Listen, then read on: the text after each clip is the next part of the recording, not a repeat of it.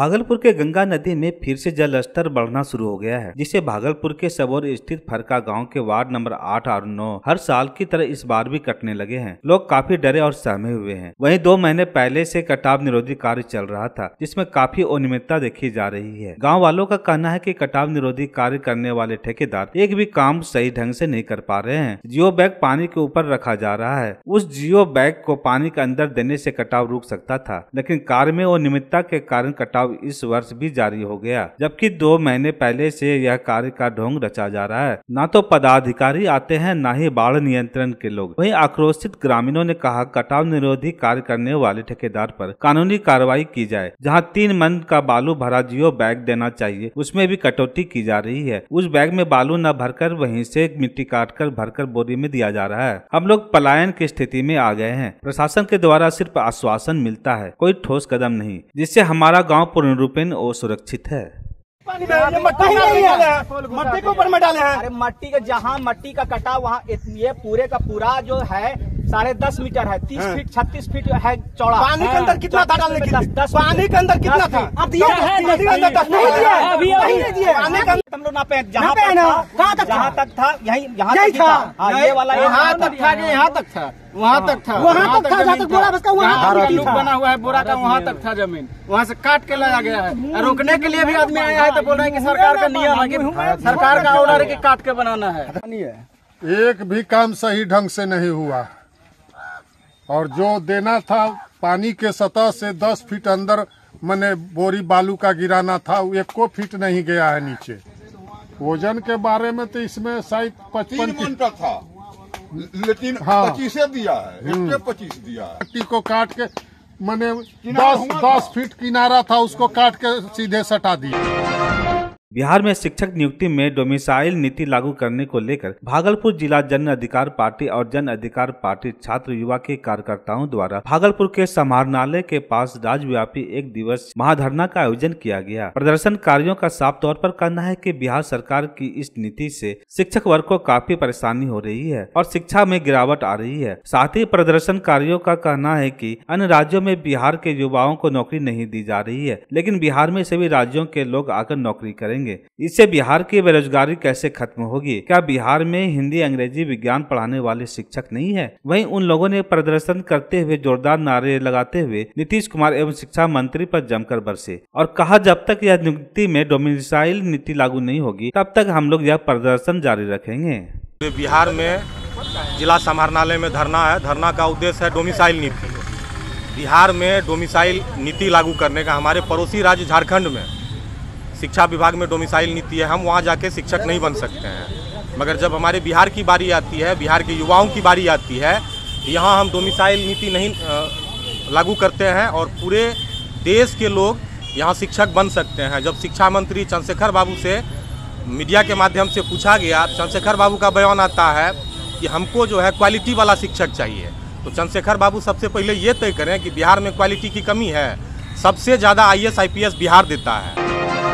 Malda division के DRM विकास चौबे ने आज कई स्टेशनों का निरीक्षण किया। साथ ही श्रावणी मेला को लेकर भी उन्होंने विशेष पहल। उन्होंने बताया कि हम लोग सुरक्षा को प्राथमिकता देते हुए निरीक्षण का कार्य करते हैं। Track signal, panel room, location box, गाड़ी चलने के लिए बिजली के जो प्रावधान होते हैं, ड्राइवर को सिग्नल एलिजिबिलिटी मिल रही है या नहीं, यात्रियों को मौलिक सुविधाएं मिल रही है या नहीं, इन सबों पर विशेष ध्यान रखते हुए आज कई स्टेशनों पर निरीक्षण किया गया। वहीं उन्होंने बताया कि अमृत भारत स्टेशन के तहत सबौर, कहलगांव जैसे कई स्टेशनों पर चल रहे कार्यों की समीक्षा भी की गई। सारे टेंडर फाइनल हैं। सभी एजेंसी कार्य भी शुरू कर दिए हैं। जहां भी कमी पाई गई है उसमें रेलवे अधिकारियों व कर्मियों को सुधार करने का निर्देश दे दिया गया है। वहीं श्रावणी मेला में कांवरियों को लेकर उन्होंने कहा कि उनकी सारी सुविधाओं को ध्यान में रखते हुए वॉच टावर बनाए गए हैं। RPF की टीम 9 लोकेशन पर तैनात किए गए हैं। पानी, शौचालय, पूछताछ कक्ष, CCTV कैमरे, स्वास्थ्य व्यवस्था से लेकर गाड़ियों के ठहराव और नई गाड़ियों को देने की बात उन्होंने कही। उन्होंने कहा कांवरियों को किसी तरह की परेशानी ना हो, इसके लिए पूरी मुकम्मल व्यवस्था रेलवे विभाग ने कर रखी है। मार्जिन ऑफ सेफ्टी दिया जाता है,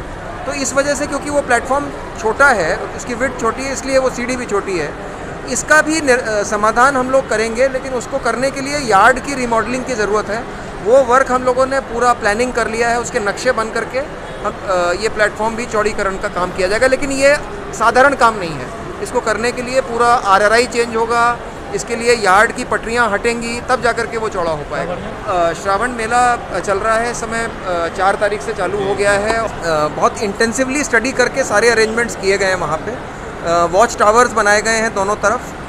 RPF और कमर्शियल डिपार्टमेंट की टुकड़ियाँ जो हैं करीब 9 लोकेशंस पे उनको तैनात किया गया है। ये कोशिश की जा रही है कि जो भी सुविधाएं हैं जो हर बार प्रोवाइड की जाती हैं, जैसे कि शौचालय, जैसे कि पानी, जैसे कि पूछताछ, ये सारी सुविधाएं जो है वो प्रोवाइड कर दी गई हैं।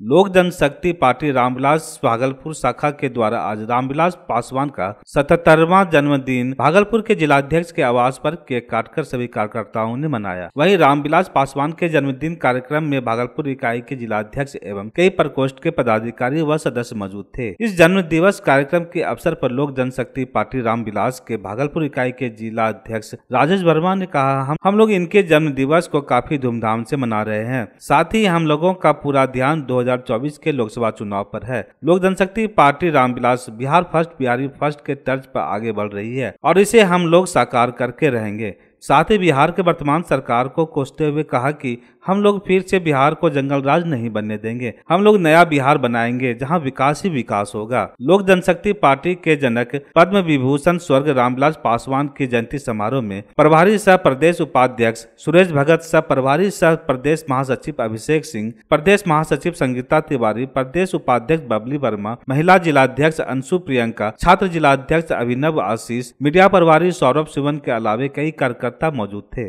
रामविलास के हमारे संस्थापक स्वर्गीय आदरणीय रामविलास पासवान जी की जयंती के शुभ अवसर पर हम सब कार्यकर्तागण यहाँ आज मौजूद हुए हैं और प्रयास यही है कि उनकी जो सोच थी दलितों के लिए, वंचितों के लिए और वैसे तमाम लोगों के लिए जो आर्थिक रूप से कमज़ोर वर्ग देश का है, उसको किस तरीके से समृद्ध किया जाए।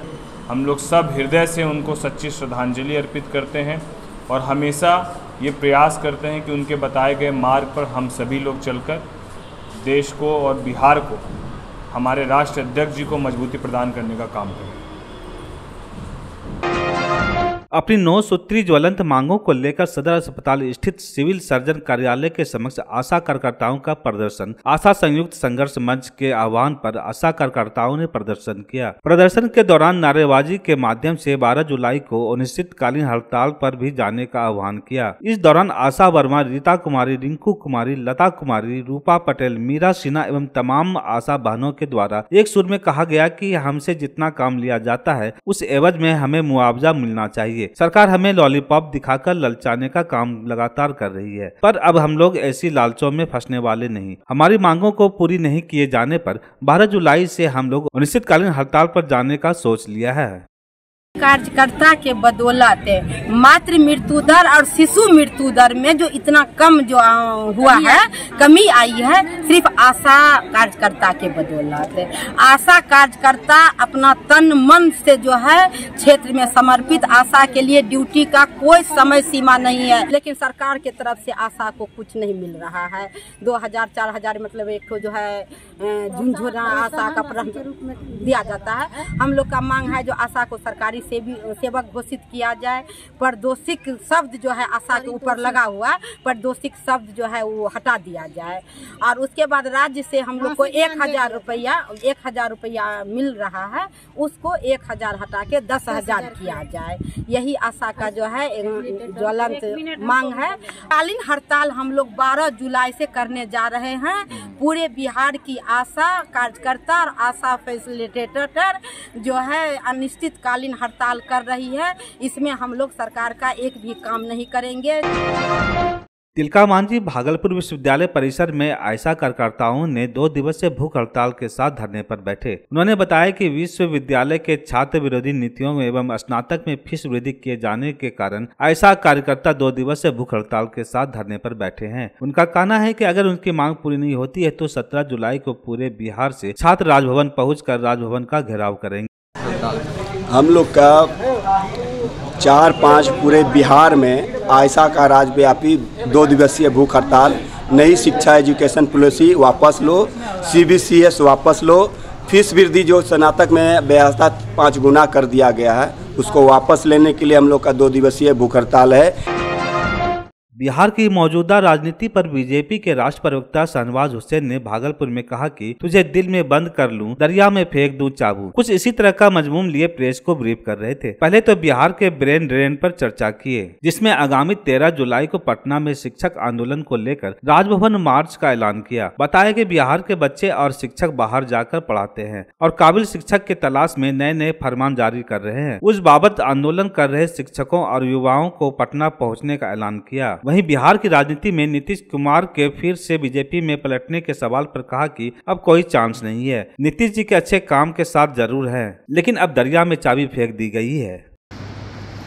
हम लोगों के जो मुद्दे हैं कि शिक्षक के साथ जो अन्याय हो रहा है, भारतीय जनता पार्टी अपने शिक्षक भाइयों के साथ मजबूती से खड़ी है और इसमें हम लोग पूरी ताकत से उनके पीछे चट्टान की तरह खड़े रहेंगे।